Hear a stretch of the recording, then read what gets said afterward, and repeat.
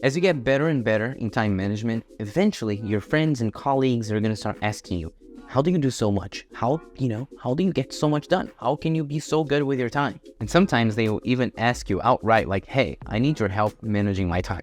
And this video exists for two reasons. One, whenever someone asks you for help, please help.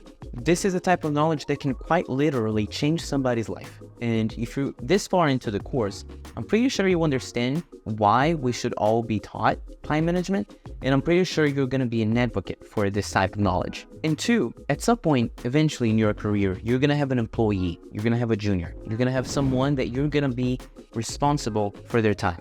And I like to say that there are levels of complexity to time management. The first one is when you're learning the skill. The second one is when you've mastered the skill and now you're applying it across multiple parts of your life, say it academic, personal, and professional. And the third is when you have to manage other people's time. And I know that now you understand how time is important. It's important to realize that whenever you're managing other people's time, you should be treating it as if that time was yours.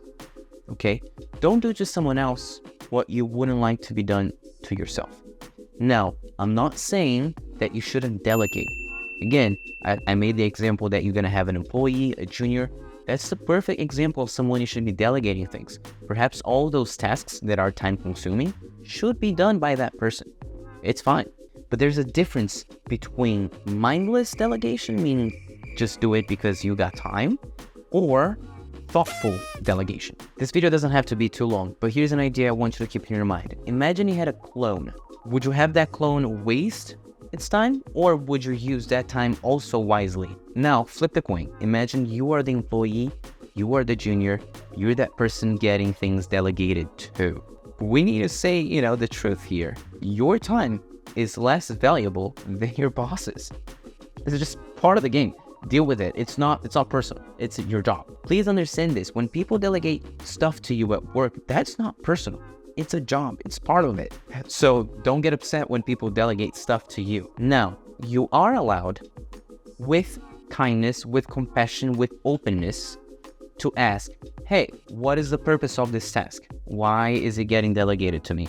Is it, gonna grow my own work? Am I gonna benefit from it? Is the team gonna benefit from it? I just want to understand the intention. However, you have to approach it nicely. You're asking out of curiosity. You're not trying to challenge somebody. So again, you want to approach it with curiosity and not discontentment. To sum up the whole video, be conscious of other people's time.